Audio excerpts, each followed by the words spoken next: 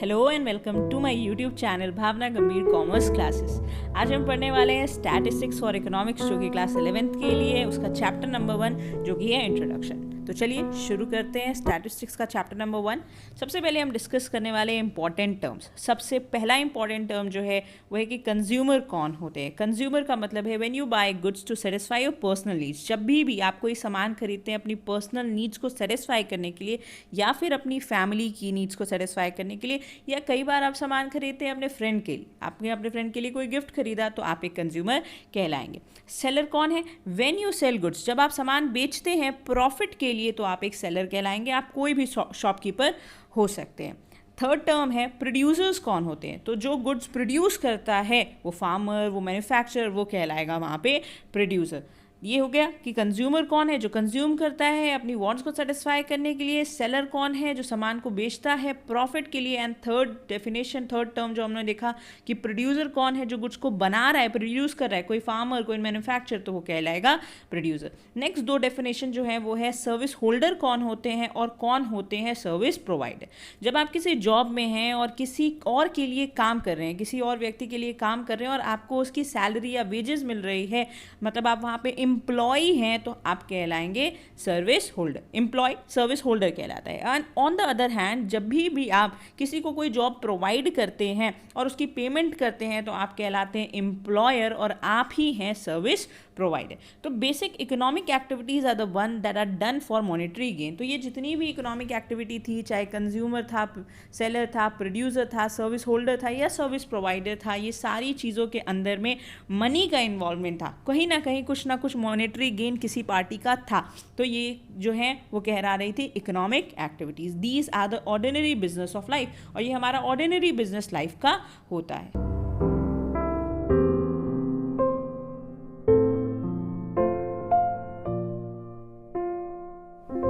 ये नोट्स जो है वो आपको डिस्क्रिप्शन बॉक्स में मिल जाएगा। डिस्क्रिप्शन बॉक्स में एक लिंक दिया हुआ है, वहाँ से आप नोट्स को ओपन कर सकते हैं या डाउनलोड भी कर सकते हैं। तो अपना नोट्स ज़रूर से डिस्क्रिप्शन बॉक्स से ले लीजिएगा। चलिए डिस्कस करते हैं हमारा नेक्स्ट टॉपिक। नेक्स्ट टॉपिक है we can't get something for nothing. मतलब हमें बिना कुछ भी, एक रकम चुकाए बिना हमें कुछ नहीं मिल सकता है।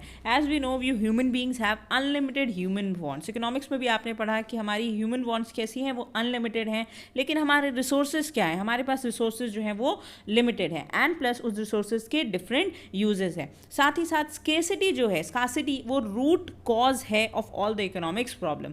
Had there been no scarcity there had been no economic problem. अगर कोई भी चीज़ की कमी नहीं होती, लिमिटेशन नहीं होती, अबंडेंट में हमारे पास रिसोर्सेज होते, तो हमारे पास कोई भी इकोनॉमिक प्रॉब्लम नहीं आ पाती। लेकिन क्योंकि रिसोर्सेज कम है तो that is why economic problem arise होती हैं। But in reality we face scarcity as things that satisfy our need. जो चीज़ें हमारी वांट को, हमारी नीड को, हमारे डिज़ायर्स को पूरा करती हैं वो लिमिटेड हैं। एंड प्लस उनके अल्टरनेटिव यूजेस हैं। तो इस वजह से हमें इंटेंसिटी के हिसाब से चूज़ करना पड़ता है कि हम कौन सी ह्यूमन वांट को पहले और कौन सी ह्यूमन वांट को बाद में फुलफिल करेंगे। Thus to have something we have to pay a price of the product. अब हमारे पास अल्लादीन का चिराग तो है नहीं है कि हमारे पास एक मैजिक लैम्प है और हम सोचें कि हम उस मैजिक लैम्प को जब भी रब करेंगे और जीनी आएगा और हमारी सारी विशेष पूरी कर देगा। हम असल लाइफ के अंदर में, रियल लाइफ के अंदर में अगर देखें तो हमारे पास रिसोर्सेज हैं, जिन रिसोर्सेज से हमें अपनी सारी वांट्स और डिज़ायर्स को पूरा करना है। तो ये हेडिंग थी वी कांट गेट समथिंग। हमें कुछ भी नहीं मिल सकता बिना एक रकम चुकाए फॉर नथिंग। नेक्स्ट हमारा टॉपिक है कि क्या होता है कंजप्शन, क्या होता है प्रोडक्शन एंड क्या होता है डिस्ट्रीब्यूशन। तो अगर हम बात करें कंजप्शन, प्रोडक्शन और डिस्ट्रीब्यूशन के, तो ये काफ़ी वाइटल इंपॉर्टेंट इकोनॉमिक एक्टिविटीज़ हैं। तो हमारी इकोनॉमी के अंदर में ये तीन सबसे ज़्यादा इंपॉर्टेंट एक तरीके से बोल दे प्रोसेस है या एक्टिविटी है, जो कि है consumption, production and distribution. Consumption की डेफिनेशन सबसे पहले कह रहा है व्हेन अ कंज्यूमर, जब एक कंज्यूमर डिसाइड करता है अपनी गिवन इनकम के साथ, जितना भी इनकम उसके पास है, एंड जो भी प्राइस ऑफ द प्रोडक्ट है, जो सामान वो मार्केट में खरीदने गया उसका जो दाम है और उसके जो डिफरेंट अल्टरनेटिव यूजेस है, उस हिसाब से जब वो डिसाइड कर पाता है कि उसे क्या खरीदना है, इस स्टडी को कहते हैं consumption.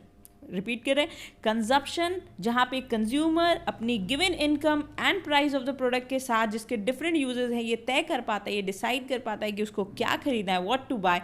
It is the study of consumption. दूसरा है प्रोडक्शन। क्या होता है? जब प्रोड्यूसर जब प्रोड्यूसर इसी तरीके से जब चूज़ करता है कि वो क्या बनाएगा मार्केट के अंदर में, what to produce for the market, when he knows कि क्या कॉस्ट है, क्या प्राइस है, तो इस स्टडी को कहते हैं प्रोडक्शन। एंड डिस्ट्रीब्यूशन के अंदर में कह रहा है when the national income arising from what has been produce, जो भी गुड्स प्रोड्यूस किए गए हैं उससे जो नेशनल इनकम अराइज हो रही है इन कंट्री, जो इसे जीडीपी कहते हैं, जिसको डिस्ट्रीब्यूट किया जाता है इन द फॉर्म ऑफ, चाहे वो रेंट हो, इन द फॉर्म ऑफ चाहे वो वेजेस हो या इंटरेस्ट हो या प्रॉफिट हो, जो कि हमारे फैक्टर पेमेंट्स होती हैं, उस प्रोसेस को कहते हैं डिस्ट्रीब्यूशन। तो ये थे हमारे वाइटल इकोनॉमिक एक्टिविटीज़, जो कि था कंजप्शन, प्रोडक्शन एंड डिस्ट्रीब्यूशन।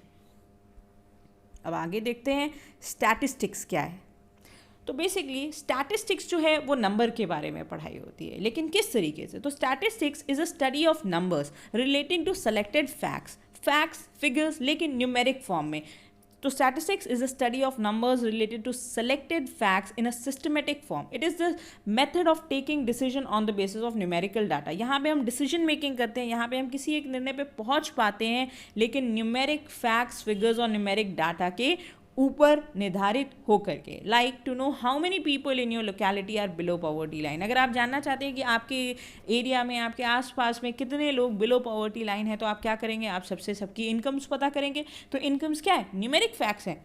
आगे आपको पता चल पाएगा कि how many are below poverty line, how many are above poverty line. उसी तरीके से आप जान पाएंगे कि कितने पुअर हैं, कितने मिडिल क्लास हैं एंड कितने rich section of the society को बिलोंग करते हैं। उसी तरीके से आप पता कर सकते हैं कि एडुकेटेड, अनएडुकेटेड एक्सेट्रा, इन सब चीज़ों के लिए हमें डाटा की ज़रूरत पड़ती है, इन सब चीज़ों के लिए हमें स्टैटिस्टिक्स की ज़रूरत पड़ती है।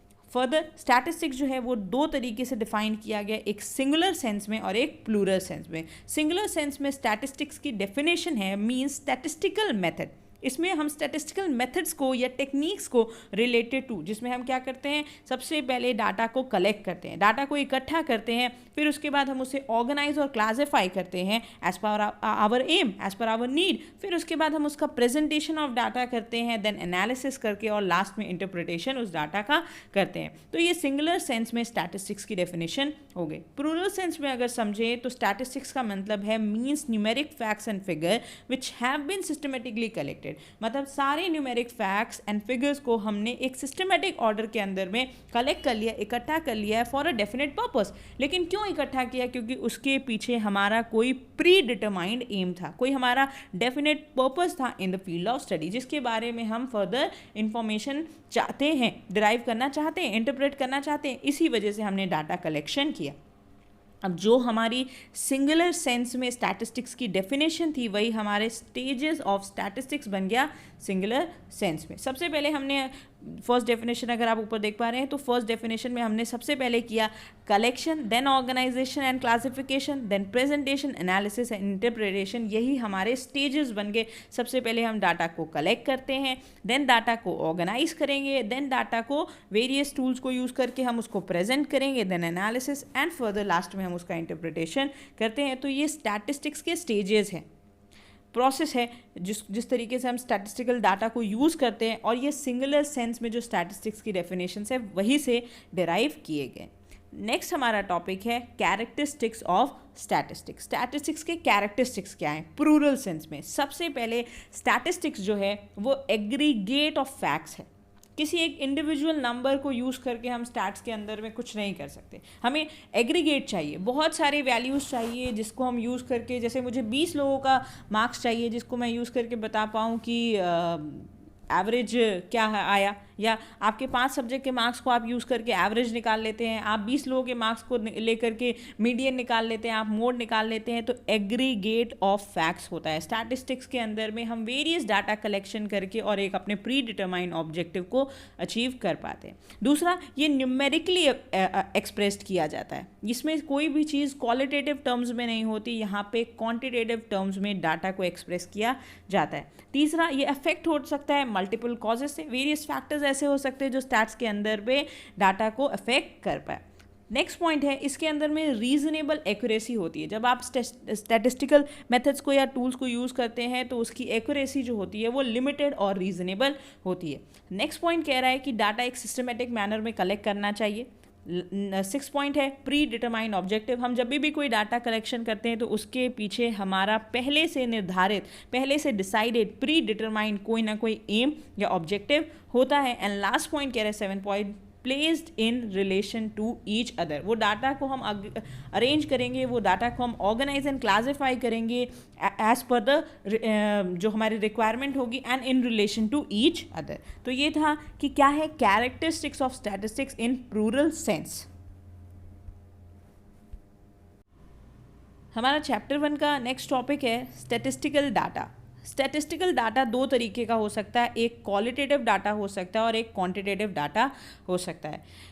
क्वालिटेटिव डाटा के अंदर में कह रहा है can't be measured in number. जिस चीज़ को हम नंबर्स में मेजर नहीं कर सकते, हम किसी की ब्यूटी को, कि वो कितना ब्यूटीफुल है, वो कितना इंटेलिजेंट है, उसका कलर क्या है, उसका क्रीड क्या है, इन सारी चीज़ों को नंबर्स में मेजर नहीं कर सकते। दूसरी तरफ सेकंड पॉइंट है quantitative data which can be measured in terms of number. जैसे हम किसी चीज़ के प्राइस को या किसी व्यक्ति की इनकम को या कितने नंबर ऑफ यूनिट्स बेचे गए हैं या किसी के मार्क्स कितने आए हैं, किसी की हाइट कितनी है, किसी का वेट कितना है, इन सारी चीज़ों को नंबर में मेज़र कर सकते हैं। तो हम क्वांटिटेटिव डाटा के ऊपर स्टैट्स में फोकस करते हैं। नेक्स्ट हेडिंग है scope of statistics. Today statistics has spread to all such areas जहाँ पे भी नंबर से रिलेटेड काम हो रहा है, जहाँ पे भी न्यूमेरिकल फैक्ट्स हैं वहाँ पे स्टैट्स को यूज़ किया जाता है। जैसे इकोनॉमिक्स के अंदर में, जैसे बिजनेस इंडस्ट्री में, जैसे मेडिसिनल इंडस्ट्रीज़ के अंदर में, जैसे फिजिक्स, केमिस्ट्री या वेरियस अदर फील्ड, जहाँ पे भी न्यूमेरिकल फैक्ट्स हैं वहाँ पे स्टैटिस्टिक्स का यूज़ है। नेक्स्ट हमारी हेडिंग है इम्पॉर्टेंस ऑफ स्टैटिस्टिक्स। स्टैटिस्टिक्स सबसे पहले कह रहा है इट हेल्प्स एन इकोनॉमिस्ट। ये इकोनॉमिस्ट की मदद करता है to present numerical facts, numeric facts जितने भी हैं जो नंबर के टर्म्स में हैं उसको प्रिसाइज और डेफिनेट फॉर्म में प्रेजेंट करने के लिए। दूसरा, helps to represent mass data into smaller numeric value. जितना भी बड़ा एग्रीगेट डाटा तो हमें चाहिए, एग्रीगेट फैक्ट्स तो हमें चाहिए, लेकिन उसको रिप्रेजेंट करता है एक स्मॉल न्यूमेरिक वैल्यू के अंदर। तीसरा पॉइंट है used to find out relationship between different economic factors. Stats को हम इस्तेमाल करते हैं, हम यूज़ करते हैं कि क्या रिलेशनशिप है ये फाइंड करने में वेरियस इकोनॉमिक फैक्टर्स के बीच में। फोर्थ पॉइंट है it helps to formulate policy to solve economic problem. जो भी इकोनॉमिक प्रॉब्लम है उसको सॉल्व करने के लिए पॉलिसी मेकिंग हम थ्रू स्टैटिस्टिकल डाटा को ध्यान में रख के ही बना पाते हैं। फिफ्थ पॉइंट है tries to find out cause and effect relationship between different numeric fact. Different numeric facts के बीच में क्या कॉज एंड इफेक्ट रिलेशनशिप है ये हम स्टैट्स के थ्रू पता कर पाते हैं। एंड लास्ट पॉइंट है it is quantitative expression for numeric facts. ये क्वांटिटेटिव एक्सप्रेशन है, क्वांटिटी के टर्म्स में एक्सप्रेस किया जाता है, में डिफाइन किया जाता है किसी numeric facts and numeric figures को। नेक्स्ट हमारा टॉपिक है फंक्शन ऑफ स्टैटिस्टिक्स। स्टैट्स के क्या फंक्शंस हैं? सबसे पहला फंक्शन है कि ये सिंप्लीफाई करता है कॉम्प्लेक्सिटी को। बड़े से बड़े कॉम्प्लेक्स जो डाटा हमने कलेक्ट कर लिया है या न्यूमेरिक फैक्ट्स हैं उनको आसान कर देता है स्टैटिस्टिक्स हमारे लिए। दूसरा, रिप्रेजेंट करता है फैक्ट्स को थ्योरी के टर्म्स में नहीं, नंबर के टर्म्स में। तीसरा, present data in condense form. आप बहुत बड़ा एग्रीगेशन ऑफ डाटा कलेक्ट कर लेते हैं लेकिन उसको छोटा सा बनाने का काम कौन करता है? स्टैटिस्टिक्स। ये हेल्प करता है इन पॉलिसी फॉर्मुलेशन। पॉलिसीज़ बनानी है गवर्नमेंट को, स्टैट्स के हिसाब से या डाटा को ध्यान में रखते हुए पॉलिसी फॉर्मुलेशन में हमें मदद करता है। फिफ्थ पॉइंट है helps in economic forecasting. Economic forecasting में हमें स्टैटिस्टिक्स की मदद मिलती है। सिक्स पॉइंट है help in conducting comparative study. जब भी हमें कंपैरेटिव स्टडी करनी है, जैसे हमें एवरेज निकालना है दो लोगों के मार्क्स का, तो हम एवरेज निकाल कर कंपेयर कर सकते हैं, जिसका एवरेज ज़्यादा मतलब उसके मार्क्स ज़्यादा। तो कंपैरेटिव स्टडी के लिए भी स्टैट्स हमें हेल्प करता है। नेक्स्ट पॉइंट है last point, helps to establish correlation between two facts. दो फैक्ट्स के बीच में कोरिलेशन अगर हमें पता करना है कि क्या उनके बीच में पॉजिटिव रिलेशन है, नेगेटिव है या किस तरीके का रिलेशन है, जीरो रिलेशनशिप है, तो ये सारी चीज़ें भी हम स्टैट्स के थ्रू पता कर पाते हैं। एंड लास्ट हमारा हेडिंग जो है वो है लिमिटेशन ऑफ स्टैटिस्टिक्स। अब कोई भी चीज़ परफेक्ट तो हो नहीं सकती, उसी तरीके स्टैटिस्टिक्स के अंदर में भी कुछ तो खामियां हैं, कुछ लिमिटेशंस है। सबसे पहला कि ये नहीं पढ़ाई करता है इंडिविजुअल के बारे में, इंडिविजुअल फैक्ट के बारे में या इंडिविजुअल न्यूमेरिक वैल्यू के बारे में स्टैटिस्टिक्स नहीं है। स्टैटिस्टिक्स किसके बारे में है? सेकेंड पॉइंट है it is study of aggregates. ये एग्रीगेट्स के बारे में। थर्ड पॉइंट है रिजल्ट्स में नॉट बी एक्यूरेट, रिजल्ट की एक्यूरेसी लिमिटेड रहती है, रीजनेबल रहती है, कंप्लीट एक्यूरेसी नहीं रहती।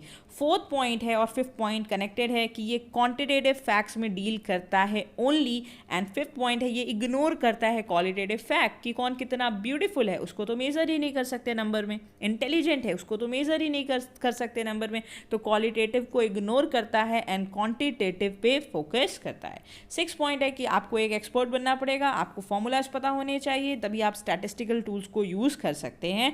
एंड लास्ट पॉइंट है रिजल्ट में प्रूव टू बी रॉन्ग, क्योंकि ऊपर ही कहा कि एक्यूरेसी उतनी भी नहीं होती, लिमिटेड एक्यूरेसी होती है। तो ये था आपका चैप्टर 1 स्टैटिस्टिक्स, जो कि इंट्रोडक्शन चैप्टर था, उसका एक क्विक रिवीजन। अगर आपको ये सारी चीज़ें डिटेल में पढ़नी है तो आप ज्वाइन कर सकते हैं मेरा पेड बैच गूगल मीट पे, जहाँ पे रेगुलर मेरी क्लास होती है, और साथ ही साथ ये जो स्टडी मटेरियल है ये भी वहाँ आपको मिल जाएगा, ये यहाँ पे भी आपको मिल जाएगा, डिस्क्रिप्शन में लिंक है, ज़रूर से वहाँ से अपना स्टडी मटेरियल ले लीजिएगा, ओपन कीजिए, डाउनलोड कीजिए, उसको लिख लीजिए।